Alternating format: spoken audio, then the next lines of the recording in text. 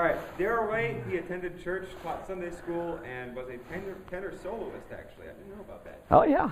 And even preached on occasion throughout his 20s and into his mid-30s, but nothing about religion seemed to add up, as he is with us now. He's the founder of Recovering from Religion, an organization dedicated to helping people helping people heal the emotional damage of religious programming and learn the joy of faith-free living. He's here to talk about an extension of what he did yesterday. I believe you did a workshop on setting goals. So please join me in welcoming Darrel Ray. Okay. I'm not going to let you have this. You see what he brought? A so-called friend of mine. Yeah. Oh, it's remote. That's even worse. All right, boy, that got things off to a bad start. I don't know where I'm going to go from here. Well, welcome. Thanks for coming to learn about setting goals. We did a great workshop yesterday, had a lot of fun, got a lot of new stuff together. If you were in my workshop yesterday, this is going to be an extension of what we did yesterday. It's not going to be a duplication. I can't possibly duplicate what we did yesterday because it was very intense, lots of interactive, lots of small group work. So I'm going to go fast here today. I hope we'll have a little time for questions at the end. So the subtitle for this is Setting Goals, Managing the Creative Energy of Your Group. And that, I want you to put that in your brain, that creative energy is what we're really talking about here today. We're really not talking about goals. We're talking about how to manage the energy of your particular group. My own background is, as Brandon kind of went over, I was a counselor, a clinical psychologist, and a counseling psychologist for 10 years before I went into organizational psychology. And before I wrote Sex and God and the God Virus, I published 2 other books. I'll talk a bit about those. And founded Recovering from Religion and the Secular Therapist Project. Who's familiar with those 2? Hey, great, excellent. If you're not familiar with one or both of those, find out about them. We are growing rapidly and helping people get out of religion. We now, at the Secular Therapist Project, we now have 130 secular therapists. And this is actually old. I looked at it today and it's gone up quite a bit. It's 1,856 potential clients. If you need counseling, don't look in your local community without going here first, because you're probably going to find a Christian counselor, and they're probably not going to give you what you need. They'll tell you to pray to get over your depression or whatever. So that's kind of the announcement, the advertisement for today. These are my first 2 books, teaming up with, published with McGraw-Hill back in '95, and in 2001, The Performance Culture. I only brought 1 copy of that. They didn't order any here, but if anybody wants a copy of that, we can probably find a way to get it to you. But this is really kind of what we're going to be talking about here today in this thing. So why set goals? Why do you even need to think about goals for your organization? Well, goals are emotionally and mentally compelling. They drive you forward. If you don't have a goal, how many of you are in college right now? You're not, right? No. Okay, thank goodness. So you have a goal. You got a goal, and it's compelling to you. And you can see the end. You can see, wow, in 3 years, in 2 years, in 1 year, I've got a degree. That is a pretty compelling goal for you. And if you're here today, you're probably a pretty goal-oriented type of person. I mean, leadership generally is, leaders are people who can see the goal and create the goal. And you don't do it necessarily just automatically. Well, you do it automatically. You don't even think about it sometimes. How many of you sit down and say, okay, I'm going to make the goal out to, do this course and that course? Sometimes you just kind of go with the flow, but you know what the goal is. It also brings focus to an organization, just like it brings focus to you. If you've got a goal to finish college in 5 years, or finish college in 4 years, or get that master's degree, or you're working on a PhD, right? To get that PhD, that's a massive goal. And it brings real focus to you. Now, what I mean by focus is, okay, am I going to go out and play cards with my buddies tonight till 2 in the morning, or am I going to study for my dissertation, comps, and defense? Which am I going to do tonight? It's a pretty easy choice when you've got that incredibly close focus that the goal brings to you. Second, and it's the same thing for an organization. When an organization has a goal, it has a choice. Do we sit around on our hands and eat pizza all day, or do we go out and work for Habitat for Humanity, because that's part of our goal, to build one house this semester? It really helps the organization keep its focus. And it reduces conflict. It's a lot harder to stay angry at somebody when you have a common goal. And I'll show you, we we had the most unusual thing in Kansas City just 2 weeks ago. We had the Christians versus Atheists volleyball tournament. And we had about 40 Christians show up to play about 25 or 26 atheists. And they had their own T-shirts. The Christians had the sheep, and this is by their own choice, and the atheists had the goats. So we had the goats. If you had a goat shirt, it meant you were an atheist. If you had a sheep shirt. Now, and here's these folks playing each other in a volleyball game and having a blast. Now, I can't think of two groups that have more to fight about than a bunch of Christians, and these are evangelical, fundamentalist Christians in many cases, and a bunch of atheists. But they had a common goal, to have fun at a volleyball game. You can take conflict away dramatically if you have a common goal. It also increases the task energy of the group. Because now instead of using the energy to fight each other, you're using that energy to move towards something. So think of goal setting as energy management.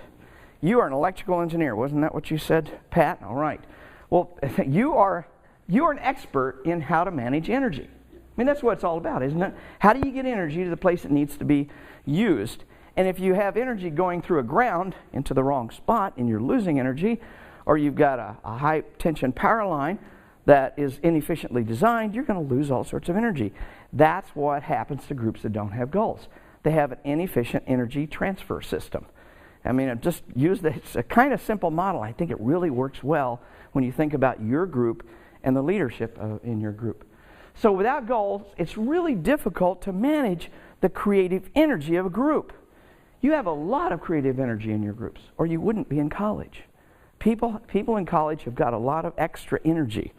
People who don't have that extra energy don't go to college. It's a pretty simple thing. So you have to have a lot of motivation, a lot of desire, a lot of extra energy to manage this. And that goal keeps you going forward. If you don't have the energy, then it starts to wander. That energy starts to wander in places you don't want it to. It electrocutes people when it shouldn't be electrocuting people, if it's electricity. Or it makes you go to the poker game when you ought to be studying for your finals. That's what happens when you don't have good focus. So, goals keep you focused. That's what goals are all about. They keep the leader. How many of you are in a formal leadership position within your organization? Oh, cool. So virtually everybody in here, with very few exceptions. So if you have goals that'll keep you focused, just like having the goal of making an A in that geology class keeps you focused. Do I go out with my friends and watch the latest Superman movie and see if Jesus really does appear in there, or do I study for the next test that's coming up in that geology? Because my goal is to get an A. Now, for me, when I was in college, I was terrible at math. My goal was to pass algebra. Get me a C, please. And I was still a Christian, so I was praying. And it worked, because I got a C. All right. Yeah. So, go.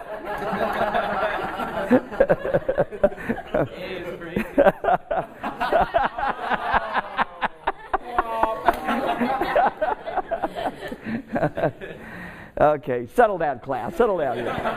You're all going to get a C.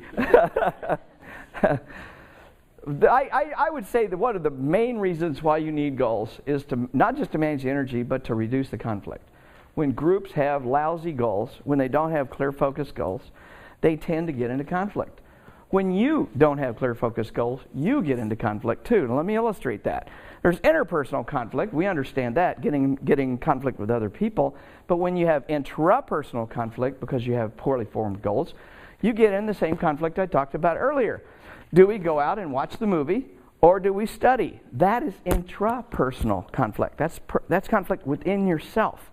If you don't have well-formed goals, you don't know how to manage your own energy towards that goal, and your energy wanders around just like a poorly designed electrical system would. And that's the same thing that happens in groups. The energy starts wandering around, and people start fighting each other.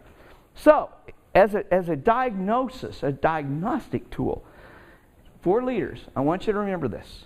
If you see conflict in your group or in a group, I will guarantee 90, maybe even higher % of the time, it's because they have poor goals. unfocused goals, they don't have consensus around their goals, has something to do with lousy goal management. That's what it is.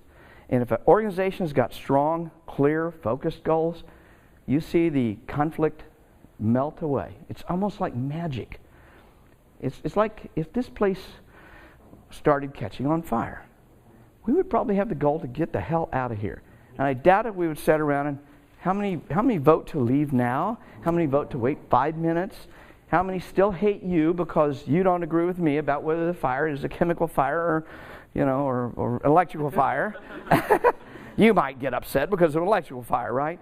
So we wouldn't sit around and debate. There would be the goal focus would be, there's the door, get out of here. And we would be real clear in our goals. And that's what happens with organizations.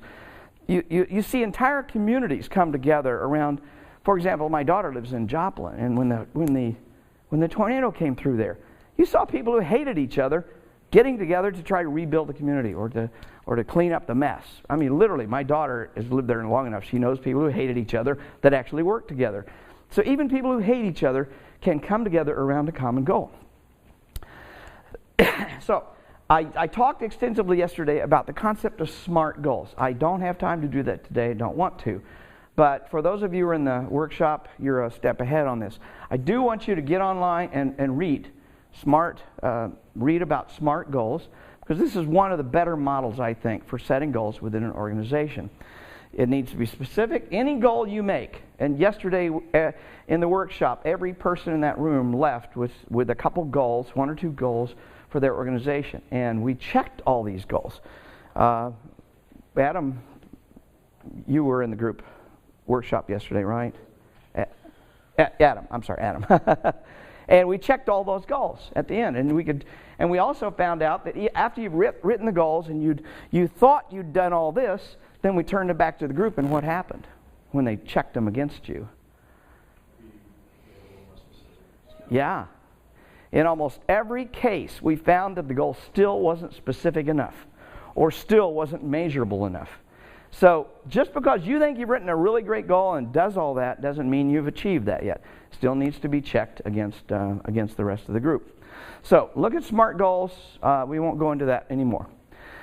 Next is, I find most groups make the big mistake of not keeping meeting notes. It's one of the most basic things to organizations you can ever do, is keep regular notes.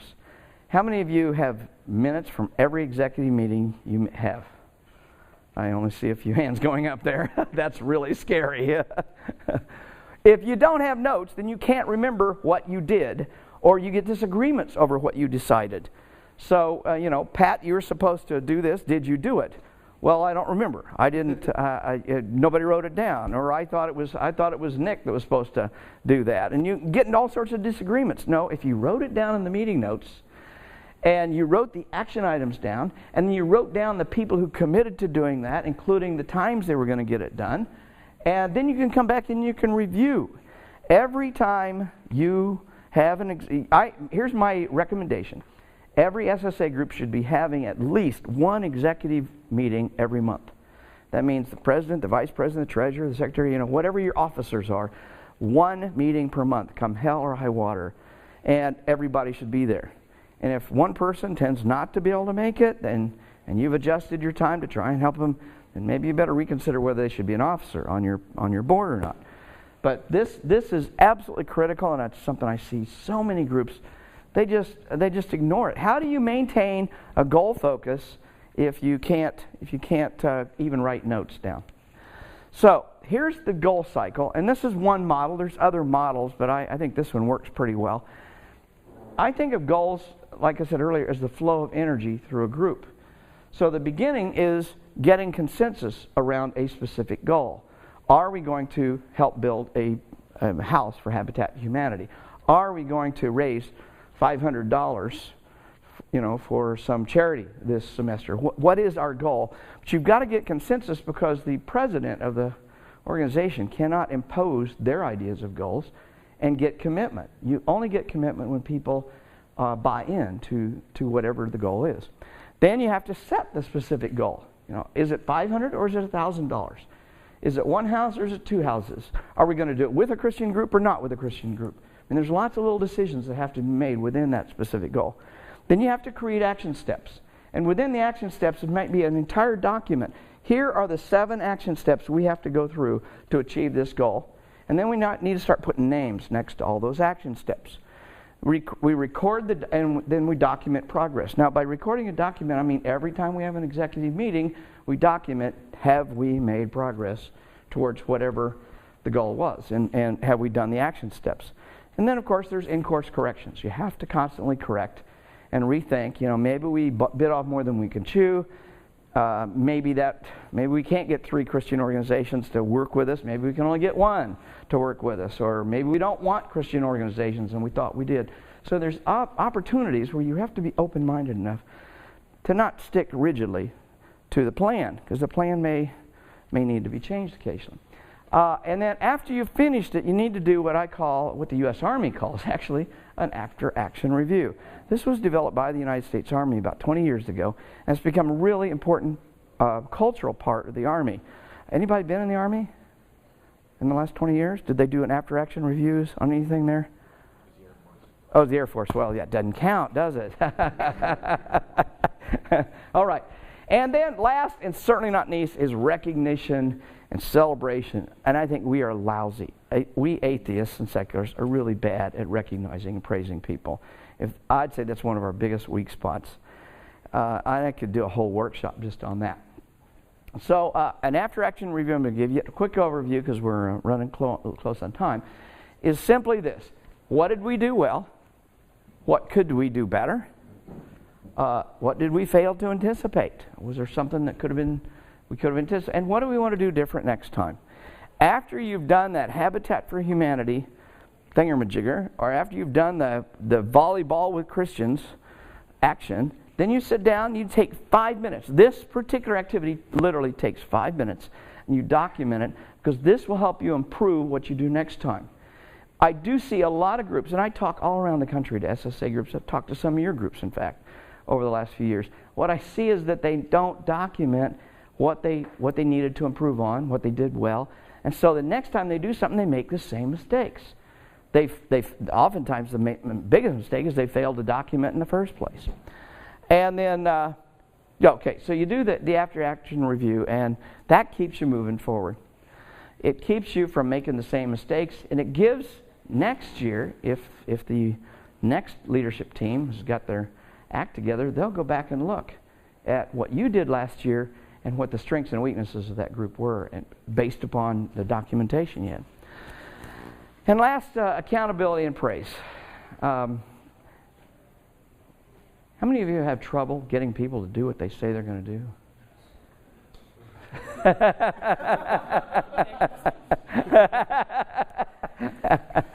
Well, I'm not going to say I have the magic answer, but I will say that goals are one of the key answers. If you've got really strong, well thought out goals, that gets people excited and focuses. But you still have to do more than that. You can't just have goals. You have to recognize and praise people through it. Now, if you had a good bullwhip, you might be able to get people to do what they say. Only if you could tie them up to a post once in a while. But it's kind of hard to do that these days. We don't have that particular method of management. So you have to do something else. And what I've noticed is our lack of praise, our lack of celebration. Why would I want to do anything if I never get recognized for it? Why would I want to do something if the president's always taking credit for it? Here's my rule of thumb. Always praise more than you get praised. You should be, if you expect to get praised, recognized for what you're doing as the president of the group, you are barking up the wrong tree. I got stronger words to tell you too, but we'll do those in private. You do not expect to be praised and recognized. It just doesn't come with the territory. I mean, how many people are praising and raising the hosannas to President Obama? It doesn't happen. You don't get praised when you're in a position of authority. So get rid of that idea. What you get is the gratification for seeing an organization working well and achieving its goals. But you keep this wheels of your organization lubricated, greased, if you will, through praise and recognition. And you've got to be constantly doing that. There should be like no week that goes by that you don't find some reason to praise somebody.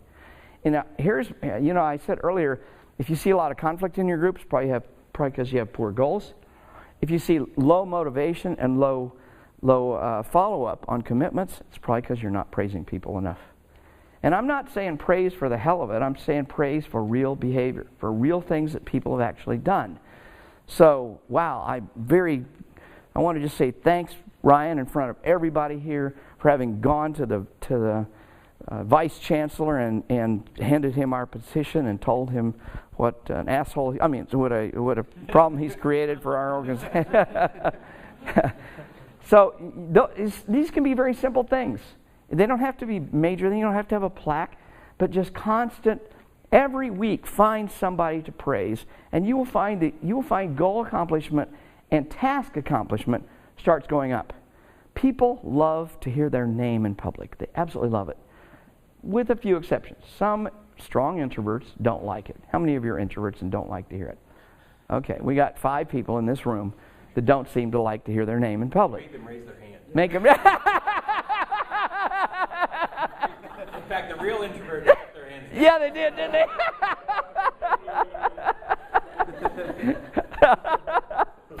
Leave it to Harry to really screw up my whole presentation. I'm not one of them. Yeah, I know. I've noticed that. As your daughter says she's getting more like you, that scares the hell out of me. 2 of them on this planet. Can you believe that? Your poor wife and mother. So I said earlier, I see goals as a cycle, and I showed you the goal cycle up there. Well, a big part, anytime you've got a wheel turning, you need to lubricate it. You need to lubricate the axle. And I see praise and recognition as the lubrication for that axle.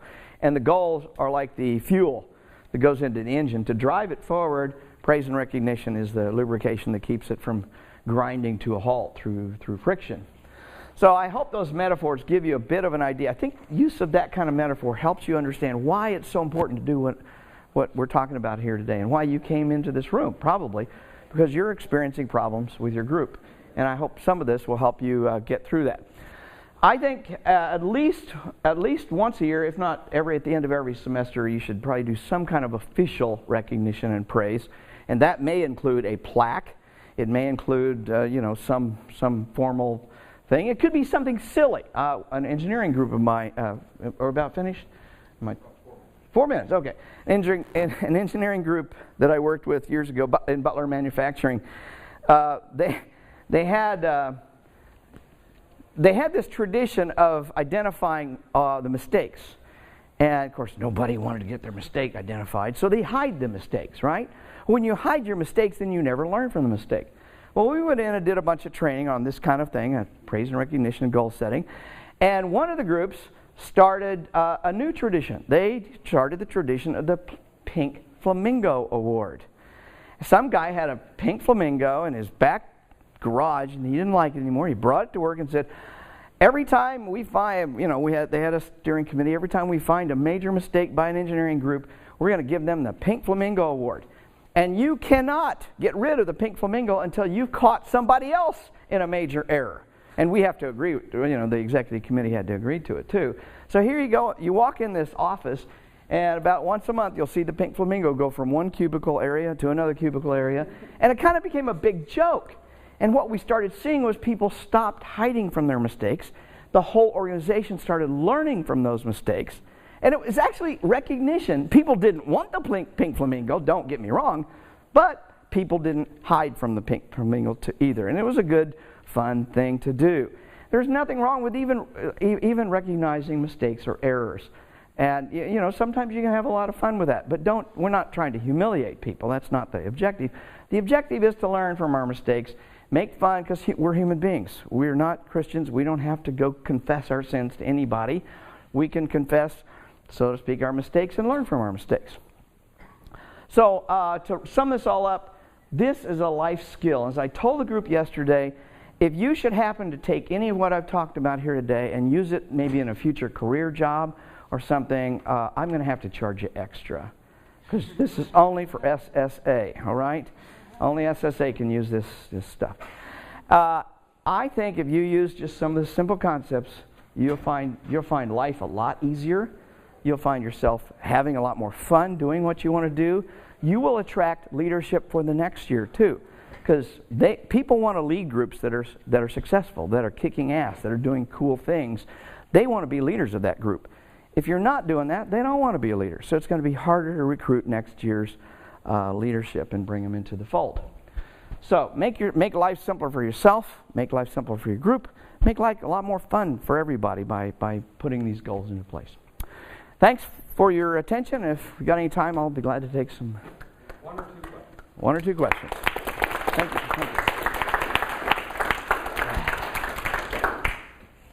Yeah. What do you do to affect?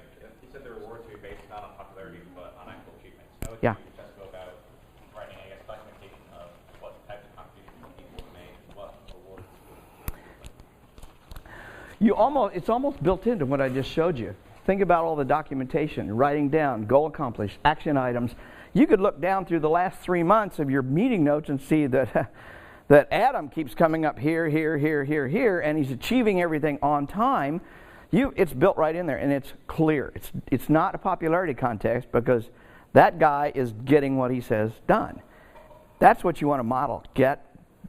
Follow your commitments. Like, what would the reward be, though? Like, most items done for the group or most contributions to the group this year? I mean, what is the reward? Well, you have to be very specific. I mean, there's two kinds of recognition. One is just recognizing you for having contributed to this group this week or something. That's kind of low-key, informal, and you can do that all the time. Like I say, once a week. It's the big things you have to be much more formal about, and you don't want to make it a popularity contest because that pisses people off. Yeah, the person who gets it may like it, but everybody else says, well, he didn't do anything to get that award. I'm not sure what your question is. I mean, what would the award be more specifically as far as this is just the person that contributed most for a group this year because they did all these things? Are you talking about a plaque? Are you talking about? Oh yeah, it could be a plaque. It could be a plaque. It could be a. What do you call it? Could be a gift card. Yeah, your executive team needs to decide what that might be. A $20 gift card to the bookstore or Starbucks. It doesn't have to be a lot of money. That's really important. Don't make it a money thing. Money is a good recognition thing, but if you make it into money, that takes the focus off of the accomplishment. No money and a nice plaque. Here's the deal. That person will have that plaque on their wall for the next 10 years. That money will be gone tomorrow and they'll forget it. So I really discourage using money. I encourage using some kind of a material gift to them. And it could be something silly. I mean, like the pink flamingo or other things. You know, you get a duck penis award. If you're Darrel, that's what I would give. Don't use a real duck penis. No, probably not. Probably not. You might get in trouble with the SPAC. I saw one more question. Or are we finished? We're out. We are out of time, guys. Thanks a lot.